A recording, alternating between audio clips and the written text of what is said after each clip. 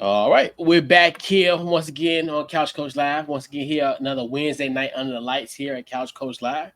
Got a special guest in the building. What's going on? I think this is your third time. I think I got Tony Savant is in the building. What's going on, man? Hey, what's going on, big bro? Yeah. Three's a charm. Definitely not gonna be the last time. This is my Sure. second home over For here on sure. couch, man. For sure. What's going on, Maui? Chilling, man, chilling. It's just I'm excited, man. Like we've been waiting damn near a week. You know what I mean? A lot of little Yeah. things going on, and I was like, me and you is once a week, so I'm just like, man. Every time I see something, I'll be like, damn, should I hit him? And damn, I wish we could do a live right now. Like, there's so much Yeah, stuff going on. But yeah. man, I'm Yeah. excited, man. Welcome, Tony, man. It's good seeing you. Good too, man. Thank you, big bro. Thank you. Yes, sir. We got a great show lined up for you tonight. So we'll talk about the WNBA. Pretty much we'll ask the question: is everything in his last, I would say Wednesdays, pretty much this whole WNBA season, everything that has coincided, coupled with everything that kind of went crazy on Monday. Is this drama worth it for the WNBA? Then we'll do our NBA Finals previews. We'll talk about the Boston Celtics and the Dallas Mavericks squaring off in the NBA Finals tomorrow night. And then also we'll reflect on the life of Larry Allen, and and then we'll close the show on out. So I've got a great show lined up for you. So what we're gonna do, we're gonna kick that intro, and we'll be right back here on Couch Coach Live.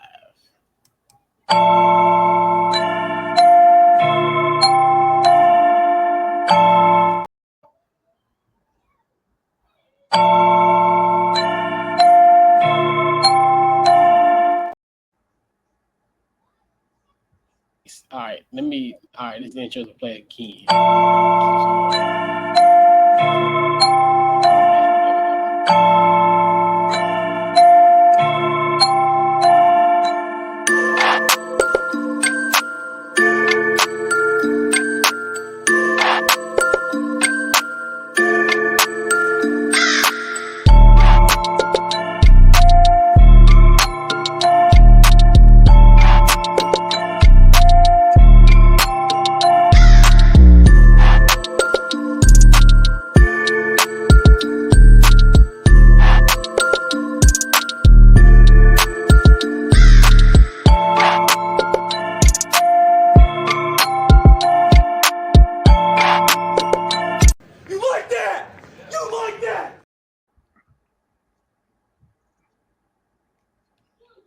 Yes, and we like that, and we're back here on Couch Coach Live.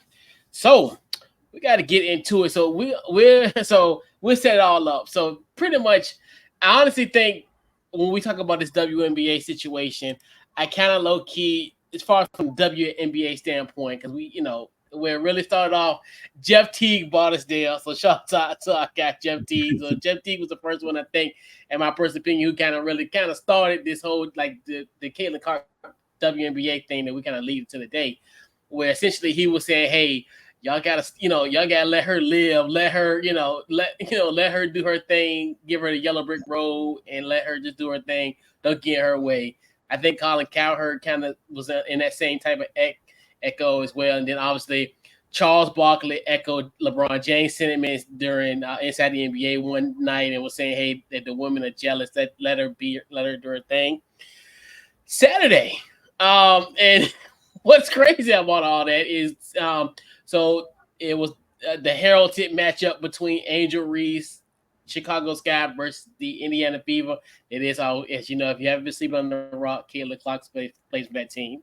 So there was a situation in there where Shannon Carter from the Chicago Sky did a quote unquote shoulder check to Caitlin Clark, and obviously that was what was reported in the media. But we know that was how that transpired due to obviously a play previously where Caitlin Clark was kind of going back and forth with her. So not saying that hey, she bought on herself, but it was kind of it's one thing. So that we get here. So then on Monday, this discourse leads to the main topic on First Take. And I won't pay no mind. I usually don't watch First Take, for the most part. But I don't know for some odd reason, Tony, for some odd reason, he um put up something about Steve Monty McNutt is cooking you know Stephen A. Smith, and I'm like, okay, like I need to figure out what's going on with that. So I got somewhat of an excerpt of that. I want to see if my internet's gonna let me be great with it. If not, we're gonna see. All right, and it's just let's see, is it coming up? So before we get that, just wanted to do fair use, and it'll be coming up shortly. So this is just excerpt from First Take where it said the McNutt and Stephen A. Smith discourse came into play. These women understand that, but she cannot be babied as a rookie. That's all I'm at. All right. Who talks about the more than First Take? Stephen A., respectfully, with your platform, you could have been doing this 3 years ago if you wanted to. Wow. All right, we gotta go. You guys. So did you know say you're my guy, but who does more than Stephen us? I'm talking to you. I'm talking to you. Wow. Don't do that. I'm talking to you about the power that you have. Okay. I'm talking to you. Okay. All right, let's. You're my guy, but I'm talking to you. Guys, I really appreciate you my girl, but you've missed a lot of episodes of First Take. You missed a lot. Stephen A., 3 years ago, you were not talking about the W at this level. Don't do that. Guys. Nobody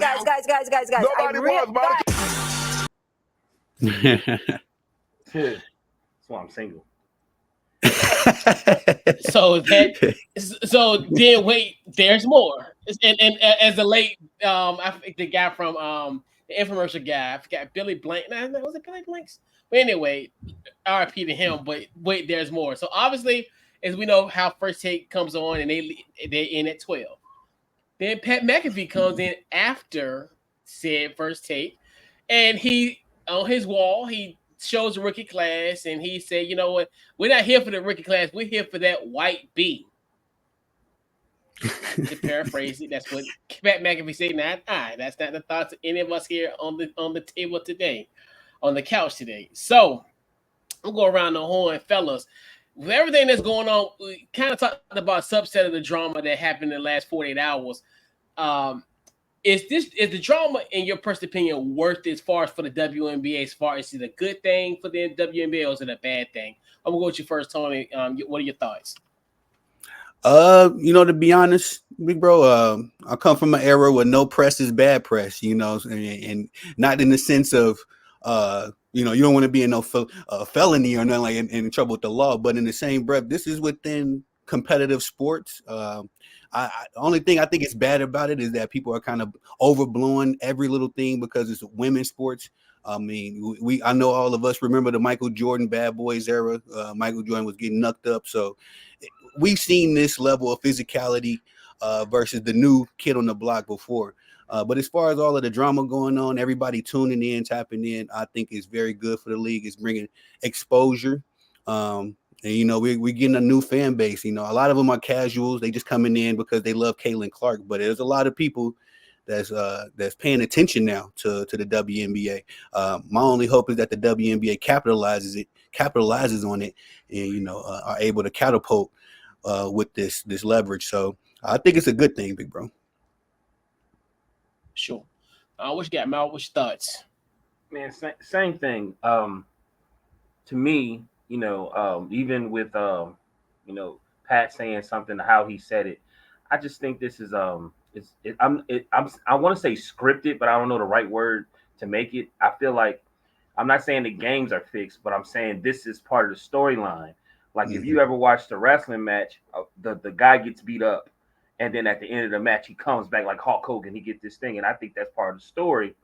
Is that we all know she's bringing that in. Even on Reese, like she keeps saying like I'm here too. We know that, you know what I'm saying. But every time you say something, we either gonna love it or hate it. And with her, they either gonna love and hate her. But I think the media is also, because they are females, they're learning how to report it, because it's a very sensitive line there. And I think they're just okay, it's like doing a work of art. You know, you cut a little bit there, you do a little bit there, you do a little bit here. You know what I mean? Because it's gonna be it's a thin line there, as you can see um with Monica and Stephen A. Like Stephen A. If that would have been most likely a guy, he would have went off in a professional way.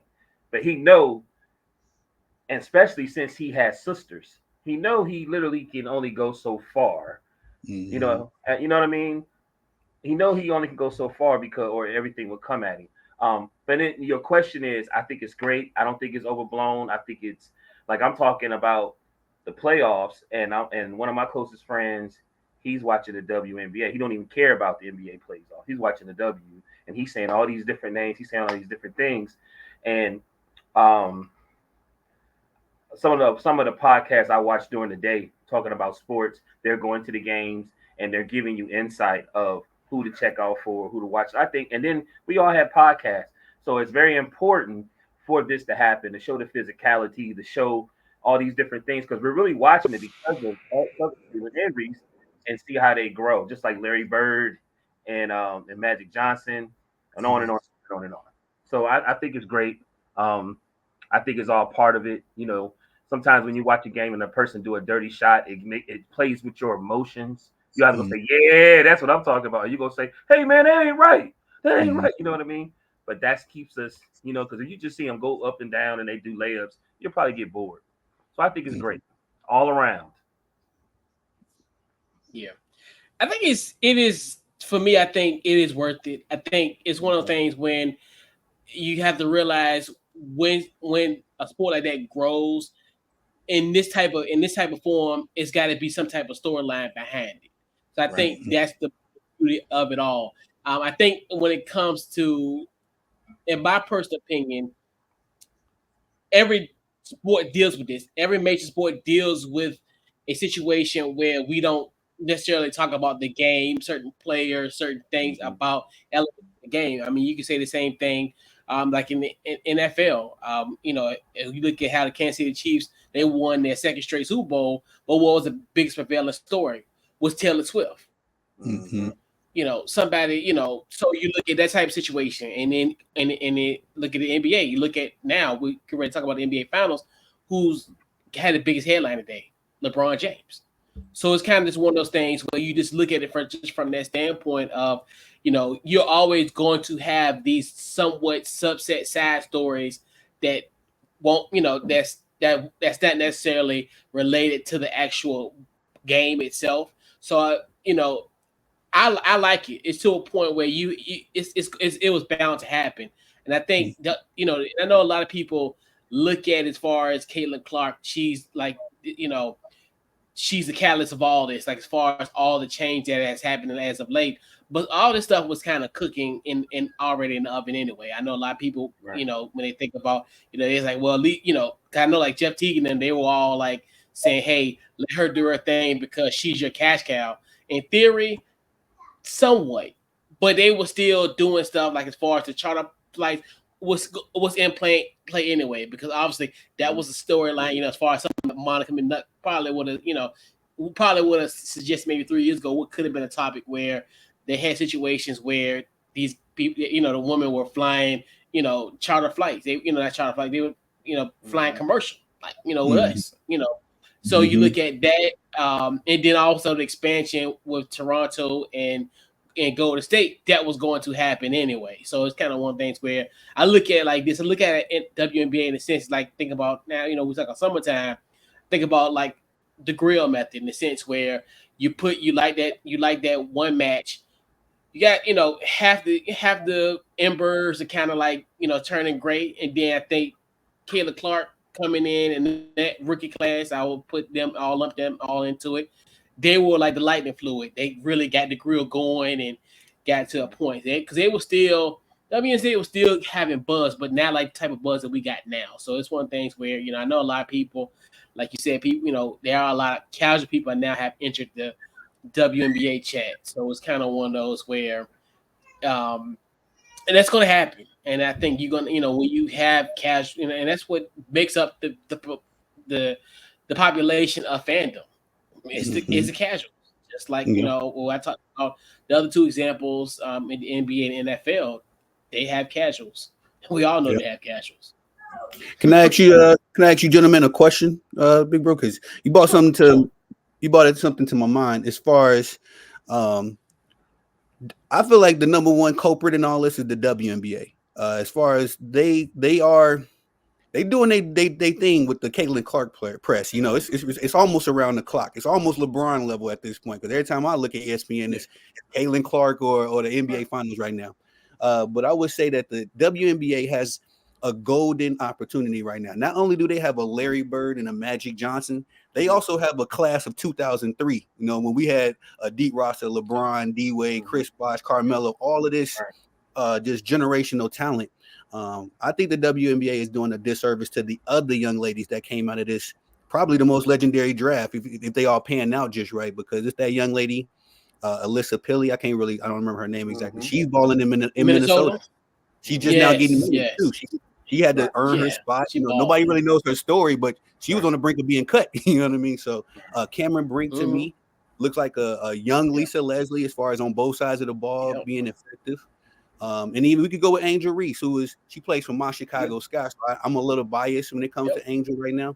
Right. And I love their LSU too, but Angel Reese is a dog. I mean, she ain't exactly, her offensive game gonna need some work, but that defensive game is there, and defense wins championships. May I ask you, gentlemen, do y'all think the WNBA is kind of dropping the ball? Because I see the media is kind of creating some division, as far as pitting Caitlin Clark against the world, essentially. But I think the WNBA can do a little bit better as far as marketing. Do y'all think that they should be held a little bit more accountable as far as what's going on right now? Can I answer, Coach? Yeah. All right. Well, I think they don't really know how. To be honest with you, just like probably the NBA didn't know back in the day. Like I just watched that movie Air, and it was explaining specific things of how they was going to put Michael Jordan out and how they was distributing money. This is what I think. The Fever got one of the worst records, right, in the league, and everybody's watching her. But by watching her, they're going to watch those other players. You understand what I'm saying? I think that's what is going to happen. We all know who our nemesis is. You know what I mean? And I just think it's all part of the story. It's like what was the year Iverson went number one? 96. 96. Now you look at that draft, right? And then there's a young man that came right out of high school. Nobody really knew who he was. But when you really look at it, probably out of everybody in that draft, he ended up being honestly the best player out of that whole draft, and that was Kobe Bryant, right? You know what I'm saying? So I think you are right, but I think that they could do better, but I don't even think they know how to do better. You know what I mean? Like I said, one thing I say this, because of her and Reese and what they did in college and the viewership, we talked about it on the show. A lot of answers were being put out there, how they didn't have guaranteed contracts for rookies or something like that, and then all these older players, and then all these old school coaches, and how they have all these older players and they dog the rookies and they take them a long time before they get their money. And I was like, oh, so that's the issue. You're supposed to really, a league is going to die if you're not trying to fix so the younger players can evolve. Because Leda Ali was saying if her father was to fight right now, he probably wouldn't be Muhammad Ali, because he was so far ahead when he was boxing, when he was in his prime, that everybody evolves. You know what I mean? So that made perfect sense to me. I was like, well, damn, Taurasi's still playing? Like, you know what I'm saying? Like, what is she doing still playing? Yeah. So you are right by saying that. I haven't watched any game, but I feel like I'm unpopular and I'm uncool because everybody I'm talking to is watching it. You know what I mean? They asking me, man, how you see it? I said, well, I got this app right here, or you know what I'm saying? So and eventually it's gonna all hit, man. You know what I'm saying? That's a great question, though. Thank you, big bro. Thank you. What you say, Coach? Yeah, I think it'll play itself out. I think the beauty thing about this draft class, I think they are so marketable that they're so intertwined with social media. Like obviously, like you said, you talk about Cameron Brink, Rickea Jackson. You know, you look at Angel Reese. They are like social media stars, and I think that's one thing too, where I think they will, you know, their appeal, in my personal opinion, is going to command a draw. I mean, that's one thing I think too, where you look at how it's set up at this point. Yeah, because and I think in any league you can always look at other stuff because we can, you know, we that I mean the Connecticut Sun, what they're like they're 9-0, they're undefeated. You know, so they're like one of them. I think they're the only undefeated team, and then you still have a Las Vegas Aces team that's still, for the most part, dominant. I think I know they lost, I think, 1 or 2 games, but I think it all will eventually play itself out. I think, and the league in a weird way, I think, and it's kind of hard for them to even market it anyway. I think even because I don't necessarily think. I think generally what's going to happen, and I think that's how it is for most leagues, is the players are going to be the ones who are really going to be the ones that are going to be the ones that make themselves in a sense marketable. I think like because you know back then it used to be a little bit different because obviously you know you had like a Jordan, so like when you know you had games it's like Jordan versus this person, Jordan versus this. You see it a little bit now like in the league in the NBA, but like you see in the WNBA you see it more so like you know people say like the Caitlyn versus versus Angel Reese, but I definitely think this rookie class for sure. I think they're going to go down in history as far as changing. I think the dynamic of the marketability of the league for sure. Like that. I think coaches too. I think they need to get some recognizable players with personalities that want to coach because a lot of them's on podcasts. You can tell that they want to coach. You know what I mean? Like I think. Yeah, I think a lot of ex-players from the NBA, WNBA, and NBA. I think that would help a lot. You know what I mean? Because like what you're hearing too is like coaching wise, they don't even know what to do with. Like I'm hearing people saying like, man, they're not coaching her right. They're not using her weapons. I'm talking about Clark. They're saying they're not using her to her abilities. You know what I mean? I've heard that quite a few on a bunch of podcasts. They said they went there and they was like, man.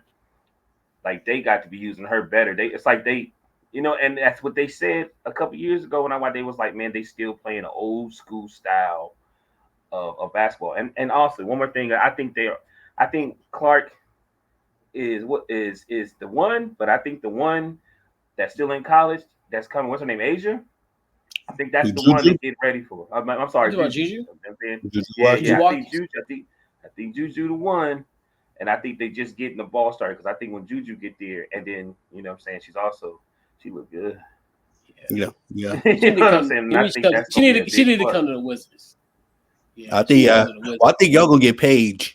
Paige Michaels was at the Mystics games the other day. Yeah, I think so. Yeah, I think especially with Aaliyah Edwards. Yeah, that makes sense. And then I think because they gonna have a number 1 pick. Between y'all and Indiana. But, you know, oh my God! It's like how?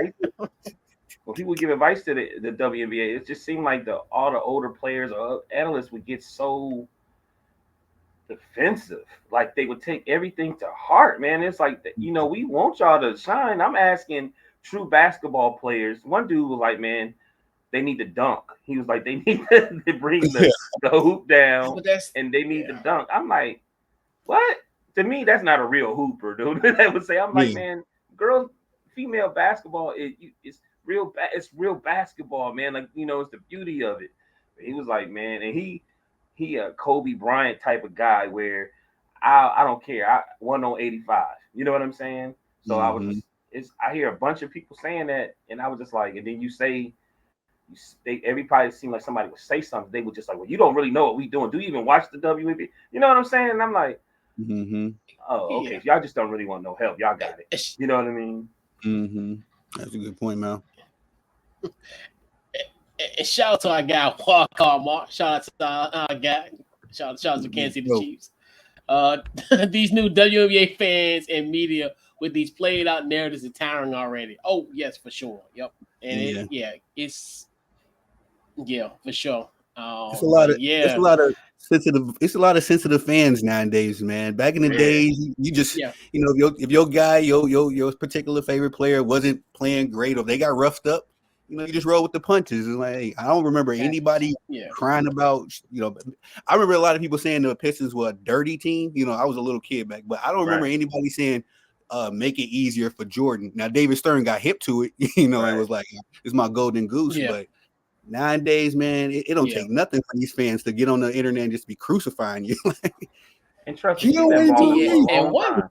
Kayla been balling for a long time, and I'm sure she's been hit harder than that. You know what I mean? I'm sure she has. And she, remember in the bubble where Montreal said to Luka, something white boy, and then they shook on it, and Luka said, "Man, I wasn't even tripping off that." And then it ain't like it's the first time. You know what I mean? So. Yeah, it's the fans because I think she cool with it. Like, because even with this situation with Sinead Carter, she said, "Hey, it happens. I get my foul, get my shots, and I just keep it moving." It's the fans, like, and I think, like you said, the difference between when the Pistons were we didn't have social media, so you had the fans, but they probably had to write letters to the league, versus hey. You can send out a tweet now, and you can go viral off of the tweet. So, and it's kind of one of the things we knew was going to happen because obviously, and I've talked about this before, like as far as her fan base essentially getting mad at Cheryl Swoops and also Diana Taurasi, because obviously, especially with Diana Taurasi, unlike Diana Taurasi, wow. And all she just said was, "Hey, it's going to be a learning curve." She, but she'll be fine. It's a learning curve. Anytime you get mad at somebody who's been in the league for 20 plus years, like she's telling you how the league works. That's what you're gonna. That's like if somebody says that like hey, say if it's a rookie that's coming out this year in the NBA draft, and LeBron James said, "Hey, there's gonna be an adjustment." Played in the league for 20 plus years. Yeah. That should be the gospel at this point. But the whole thing with Diana Taurasi, they're just like she's hating. I'm like, she's not hating, she's just telling the truth. Exactly. But but that's her fan base, and we've talked about this ad nauseum about her fan base, and like I even made a comparison to Cheryl Swoops. It literally was like Caitlin Clark 30 years ago. Yeah. And so she understands this as well. And I'm like, you got to understand, Cheryl Swoops is one of the main reasons why there is a league. Yeah. So it's just like to me, like somebody made a perfect example. It's like the WNBA is like the rap game. It's like no one respects the OGs. Oh, good point. And I thought that was a funny, and I was like, and somebody said it on YouTube the other day. I'm like, that's right. Because like, that's how it is. It's like, she's the reason why you are here in the WNBA in the first place. Yes, sir. Say it again, everybody. For her and a couple of other players, yeah. I've never understood why the WNBA don't get Maya more involved in things. I know Candace Parker is kind of like an ambassador, but she's more into the NBA now because the WNBA, they just mistreat they talent, man. I don't get it, man. I just don't understand it. Yeah, and you bring a good point because like Candace Parker was another one where when she first got in the league, they roughed her up. I don't remember when they damn near had her on the floor in Detroit. Yeah, Bill Laimbeer put the APB out. Bill Laimbeer said, "Give her the Jordan grooves." Right, R.I.P. to Detroit Shock, but yeah, but it's what it is. But yeah, but I'm just saying, like, and that's one thing too, is like that just shows you, almost to like walk on Mars point, where it's like, these new WNBA fans, like you don't remember what year, like 2008, 2009, because we love some Candace Parker. Mm-hmm. Then we found out about Sheldon, and we were like, Hey, they let me know I had a chance. No. Climb that tree. As soon as he go get a drink, say to mommy, "Where I'm asking, what I did." You know what I'm saying? You ain't attacking with your mind. He coming back. Yeah, man. Shout out to Sheldon Williams, man. But yeah. So, all right. So we'll get to going with our NBA Finals preview. We'll get that queued up, and before we get started on that, let's get that started.